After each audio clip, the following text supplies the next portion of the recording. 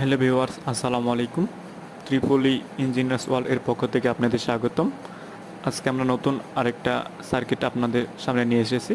তো আপনারা এখানে দেখতে পাচ্ছেন ফ্রিজের বোর্ড কানেকশন। তো আজকে আমরা দেখাবো যে 6 পিন সকেট বা ফ্রিজের যে বোর্ড আছে বা মাইক্রো ওভেনের যে বোর্ড আছে, এই বোর্ডগুলো কানেকশন করতে হয় কীভাবে। তো এখানে দেখেন, এখানে আমাদের একটা বোর্ড নিয়ে নিছি। এটা হচ্ছে সামনের পার্ট, আর এটা হচ্ছে আপনার ব্যাক পার্ট, যেখানে কানেকশন করা হয়। এই যেখানে দুইটা পয়েন্ট দেখতে পাচ্ছেন, এই দুইটা পয়েন্ট হচ্ছে সুইচের পয়েন্ট। আর এখানে যেটা আছে এটা হচ্ছে নিউট্রাল, এটা হচ্ছে লাইন, আর এটা হচ্ছে গ্রাউন্ডিং বা আর্থিং যে বলি, এই আর্থিংয়ের পয়েন্ট। আর এটা হচ্ছে আমাদের 13 এম্পিয়ার 220 ভোল্টের জন্য ইউজ করা হয়। তো যেহেতু এখানে আমাদের সুইচ আছে, তো সেক্ষেত্রে আমরা সুইচে কানেকশন দিব। তো প্রথমত লাইন নিলাম। লাইন থেকে দেখেন সুইচের এক প্রান্তে আমরা কি করলাম, ইনপুট করলাম।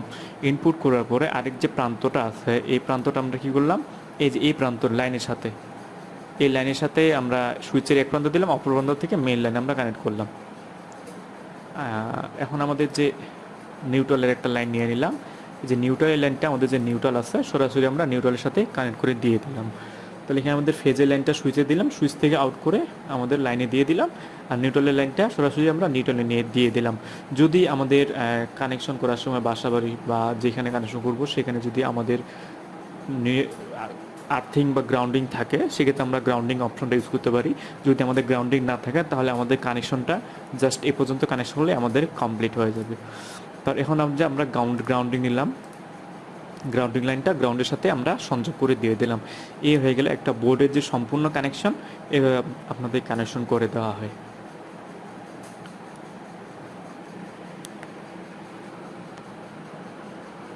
তো এরকম আরও নতুন নতুন ভিডিও পেতে আমাদের সাথে থাকুন, চ্যানেলটি সাবস্ক্রাইব করুন।